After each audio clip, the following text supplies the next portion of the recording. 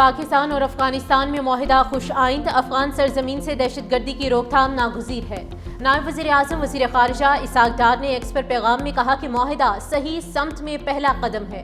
ہم ایک ٹھوس اور قابل تصدیق نگرانی کے طریقہ کار کے قیام کے منتظر ہیں۔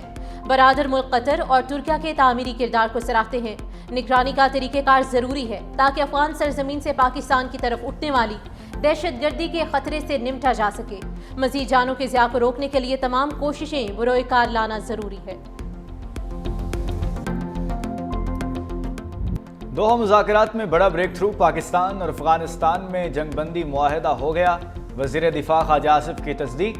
ایکس پر پوسٹ میں لکھا، پاکستان کی سرزمین پر افغانستان سے دہشت گردی کا سلسلہ فی الفور بند ہوگا، دونوں ہمسایہ ملک ایک دوسرے کی سرزمین کا احترام کریں گے۔ 25 اکتوبر کو استنبول میں دوبارہ وفود میں ملاقات ہوگی۔ قطری وزارت خارجہ کے مطابق دونوں ممالک نے آئندہ چند دنوں میں مزید ملاقاتوں اور مستقل میکانزم بنانے پر اتفاق کیا۔ جنگ بندی خطے میں پائیدار امن کے قیام کے لیے مضبوط بنیاد فراہم کرے گی۔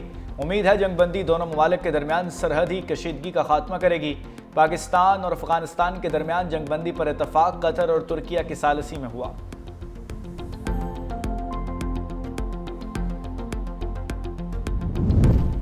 وزیر اعظم شہباز شریف کی ذاتی عمرہ میں نواز شریف سے ملاقات، دونوں رہنماؤں کے درمیان ملکی سیاسی صورتحال پر تبادلہ خیال۔ شہباز شریف نے پاکستان اور افغانستان میں مذاکرات کی تفصیلات سے آگاہ کیا۔ نواز شریف نے کہا کہ پاکستان ہماری ریڈ لائن ہے، کسی کو پاکستان کی طرف میلی آنکھ سے دیکھنے نہیں دیں گے۔ قوم کے بیٹے اپنی جانوں کی پرواہ کیے بغیر پاک وطن کی حفاظت کر رہے ہیں۔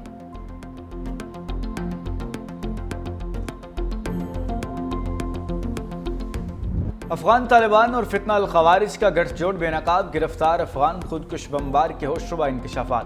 کہا، افغان طالبان اور فتنہ الخوارج کم عمر افغان نوجوانوں کو دہشت گردی کے لیے استعمال کر رہے ہیں۔ ہم 40 لوگ خوست میں اکٹھے ہوئے اور براستہ چوار پاکستان میں داخل ہوئے۔ ہمارا کمانڈر عمر حماس تھا جو خودکش حملوں کی تربیت دیتا تھا۔ خودکش حملے کی تربیت 3 ماہ تھی، جبکہ میں نے 1 ہفتے کی تربیت لی۔ گرفتار خودکش بمبار کی شناخت نعمت اللہ ولد موسیٰ جان کے نام سے ہوئی۔ دہشت گرد افغانستان کے صوبے قندھار کا رہائشی۔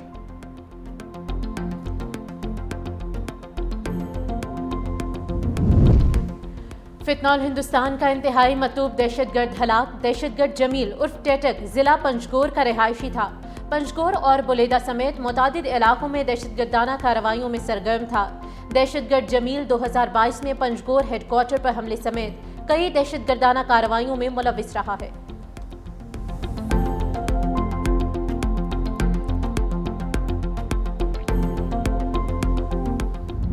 پاکستان کا خلائی ٹیکنالوجی میں خود انحصاری کی جانب مضبوط قدم، پاکستان کا پہلا ہائپر اسپیکٹرل سیٹلائٹ HS-1 خلا میں روانہ۔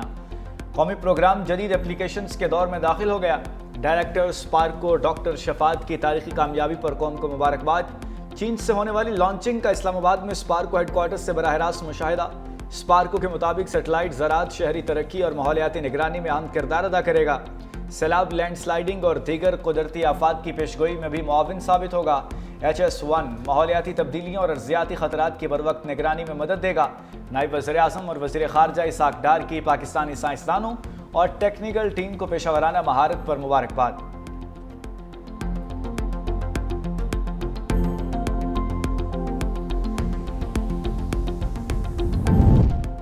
اسرائیل نے جنگ بندی معاہدے کی دھجیاں اڑا دی، رفح سمیت جنوبی غزہ کے مختلف علاقوں کو نشانہ بنایا، 2 فلسطینی شہید۔ حماس نے کہا ہے کہ وہ غزہ میں کسی حملے کی منصوبہ بندی نہیں کر رہے۔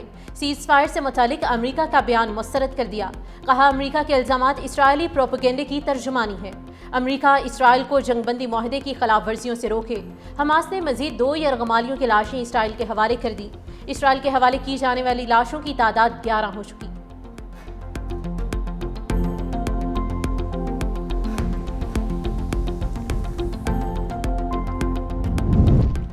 اقوام متحدہ کا کہنا ہے کہ غزہ میں 70,000 ٹن دھماکہ خیز مواد ہے جو پھٹا نہیں۔ غزہ میں موجود بارود مواد لوگوں کے لیے خطرے کا باعث بن سکتا ہے۔ بارود کے باعث غزہ میں صفائی کا عمل مشکل ہو گیا۔ صفائی مکمل کرنے پر سالوں لگ سکتے ہیں۔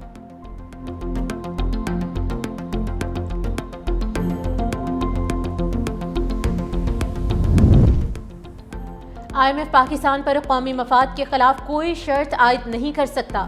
واشنگٹن میں پریس کانفرنس کرتے ہوئے وزیر خزانہ محمد اورنگزیب نے کہا کہ IMF اور ورلڈ بینک سے ہونے والے حالیہ مذاکرات مثبت اور تعمیری ثابت ہوئے۔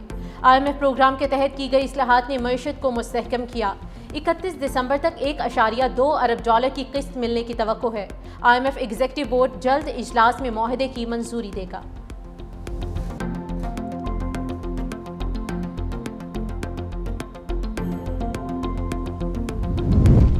پاکستان اور مصر کا بحری اور صنعتی شعبوں میں تعاون بڑھانے پر اتفاق، بلیو اکانومی کو فروغ دینے کا عزم۔ SAFC کی معاونت سے پاکستان کی بحری اور صنعتی شعبوں میں بین الاقوامی شراکت داری۔ وفاقی وزیر برائے بحری امور اور مصری سفیر میں اہم ملاقات۔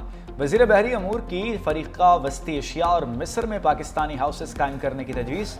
مصری سفیر کی جانب سے سوئز کینال کے فری زون تجربات کے تبادلے میں پاکستان کے بحری شعبے میں تعاون کی پیشکش۔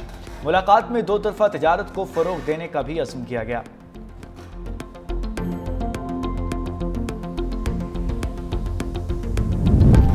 ریونیو بڑھانے کے لیے پنجاب ریونیو اتھارٹی میں اسپیشل یونٹ قائم کرنے کا فیصلہ۔ 130 انفورسمنٹ آفیسرز بھرتی کرنے کی اصولی منظوری۔ پنجاب ریونیو اتھارٹی کا دائرہ کار 30 اضلاع تک بڑھانے کا بھی فیصلہ۔ وزیر اعلیٰ پنجاب مریم نواز نے توسیع کے لیے 30 اکتوبر کی ڈیڈ لائن دے دی۔ ٹیکس دہندگان کے لیے سہولت ایپ بھی متعارف کرا دی گئی۔ وزیر اعلیٰ پنجاب مریم نواز نے کہا کہ ایمانداری سے ٹیکس دینے والوں کو پریشان نہ کیا جائے۔ ٹیکس ریونیو میں شفافیت یقینی بنانے کی بھی ہدایت۔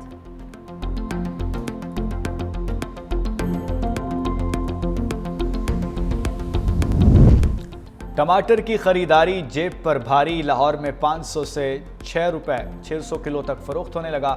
کراچی سمیت سندھ میں ٹماٹر کی قیمت 560 روپے فی کلو ہو گئی۔ کوئٹہ میں شہری 400 روپے کلو خریدنے پر مجبور ہو گئے۔ صارفین کی انتظامیہ سے ذخیرہ اندوزوں کے خلاف کارروائی کا مطالبہ۔ خواتین کا ٹماٹر کی جگہ دہی اور املی کا استعمال۔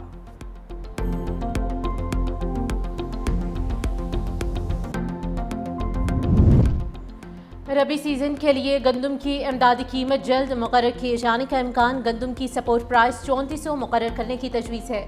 وفاق اور صوبائی حکومتیں رواں برس گندم خریدیں گی۔ گندم کی یکساں سپورٹ پرائس کے لیے صوبوں اور وفاق کے درمیان مشاورت جاری۔ وفاقی حکومت 15 لاکھ ٹن گندم خریدے گی۔ گندم کی سرکاری خریداری سے متعلق جلد ہی فیصلہ کیا جائے گا۔ تجویز ہے کہ Sindh 10 lakh ton, Punjab 2.5 million ton گندم خریدے گا۔ گزشتہ 2 سیزن سے گندم کی خریداری نہیں کی گئی۔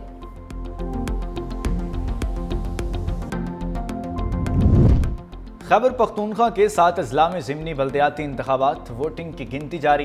کوہاٹ، ڈی آئی خان، نیبٹ آباد، مانسہرہ، مالاکنڈ، شانگلہ اور اپردیر میں ووٹ ڈالے گئے۔ 66 پولنگ سٹیشنز پر 201 پولنگ بوتھز قائم کیے گئے۔ 88 حساس پولنگ سٹیشنز پر سیکیورٹی کیمروں کی مدد سے نگرانی۔ جنرل، خواتین، مزدور، کسان اور نوجوانوں کی نشستوں کے لیے رجسٹرڈ ووٹوں کی تعداد 88,000 سے زائد ہے۔ پولنگ کے دوران کوئی ناخوشگوار واقعہ نہیں ہوا۔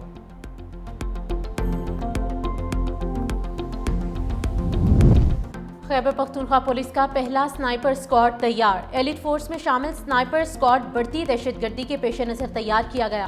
سنائپر اسکواڈ کو جدید تربیت اور جدید اسلحے سے لیس کیا گیا ہے۔ اسکواڈ کو پہاڑی وادیوں، سرحدی علاقوں اور صوبے کی جنوبی اضلاع میں استعمال کیا جائے گا۔ ہر اسکواڈ 10 اہلکاروں پر مشتمل ہوگا۔ اسکواڈ کو دور چھپے دشمن کو نشانہ بنانے کی تربیت دی گئی۔ ابتدائی طور پر اسکواڈ کو جنوبی اضلاع، مالاکنڈ ڈویژن اور سرحدی علاقوں میں تعینات کیا جائے گا۔ اسکواڈ کو جدید تھرمل امیجنگ ڈیوائسز بھی فراہم کی جائیں گی۔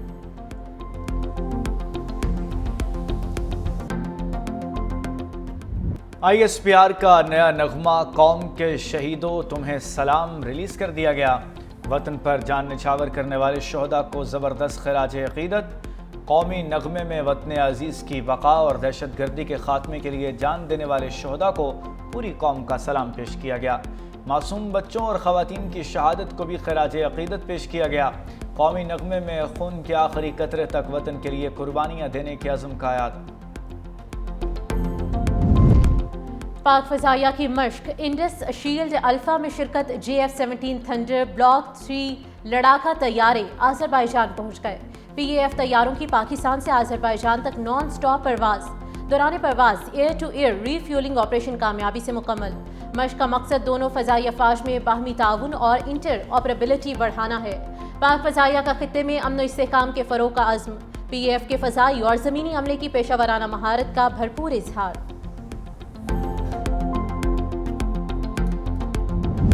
ملتان میں وابڈا ٹاؤن فیز 1 کے علاقے میں چوری کی بڑی واردات، چور گھر سے 120 تولہ سونا اور 1,30,000 سعودی ریال لے کر فرار۔ کاشف نام شہری کی مدعیت میں نامعلوم ملزمان کے خلاف مقدمہ درج۔ پولیس کے مطابق کاشف پراپرٹی ڈیلنگ کے کاروبار سے وابستہ ہے۔